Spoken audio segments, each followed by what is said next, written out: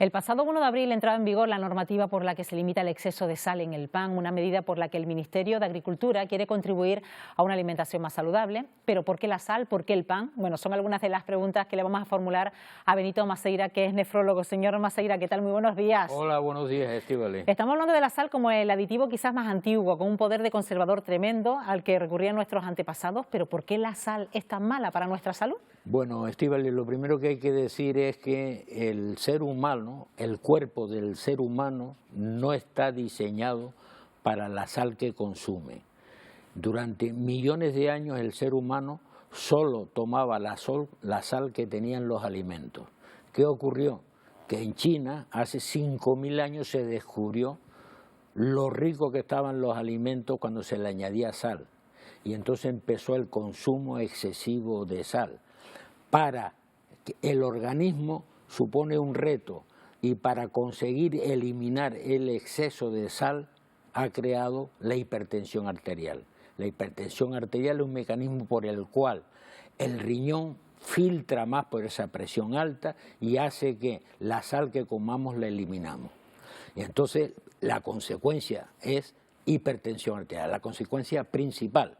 Porque aparte, digamos, de la hipertensión arterial, el exceso de sal también produce osteoporosis, produce aumento de las piedras en el riñón, que es litiasis, y es una de las principales causas del cáncer gástrico, del cáncer de estómago.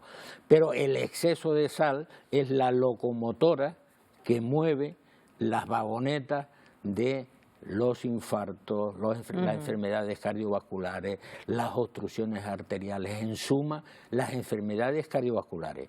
Y las enfermedades cardiovasculares son la primera causa de muerte cardiovascular. Por lo tanto, el reducir la sal para reducir la hipertensión arterial desde el punto de vista poblacional es un reto y es una meta imprescindible si queremos mejorar la salud. Lo que pasa, doctor, que mucha gente en su casa se estará preguntando, ¿pero por qué el pan cuando hay otros productos en el mercado procesados que llevan mucha sal oculta? Bueno, yo te voy a dar mi opinión, que no quiero, lo mismo no es compartida por todo el mundo.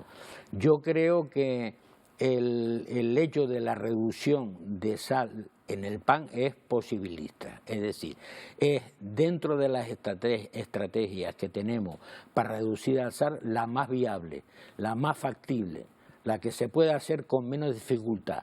¿Por qué? Primero, las fabricantes de pan son un cuerpo homogéneo, tienen sus asociaciones y convencer y negociar con la reducción de sal con ellos siempre es mucho más sencilla. Pero sobre todo, la reducción de sal en el pan no afecta a los intereses económicos de la empresa tanto como otros capítulos que ahora veremos, que es la comida procesada. ¿Por qué? Porque sí, ya sería luchar contra la industria alimentaria, ¿no? La big industria, los amos del mundo, podríamos decir, que tienen secuestrado hasta los políticos. En cambio, en la sal se ha hecho una maniobra muy inteligente, que es un periodo de adaptación de 3 años. Se aprobó la normativa, la única normativa que hay obligatoria para la reducción de sal, se aprobó en abril del 19 y han tenido 3 años para adaptarse y para ir reduciendo progresivamente la cantidad de sal. Nuestras papilas gustativas se acostumbran más o menos rápidamente a la reducción de sal, de tal manera que si tú reduces la sal poco a poco, al final no te enteras. Entonces la población no protesta, porque no se da cuenta que está comiendo menos sal, y eso no redunda en disminución del consumo de sal, es decir, no lesiona los intereses. Ya le gustaría que la industria alimentaria actuara de esa manera, aunque sea de forma progresiva para ir adecuando el paladar. Claro, pero el problema es que es muy compleja, mucho más compleja, hay miles de industrias, y sobre todo que al ser voluntaria no se ha conseguido, nunca se ha conseguido una normativa como la que se aplica al pan, a la comida procesada, que hay que decir que la comida procesada hoy día, junto con el sedentarismo, junto con el ser tumbones, es el factor que más nos enferma, que cada vez nos enferma más y que nos mata a largo plazo.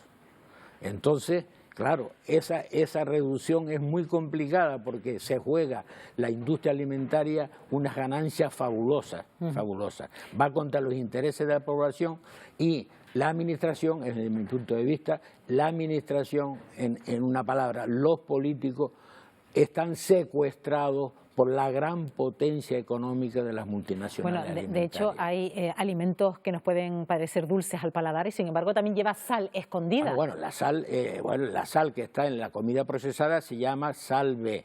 ¿Por qué? Porque, primero, por la manipulación que se hace industrial, a veces no se nota salado.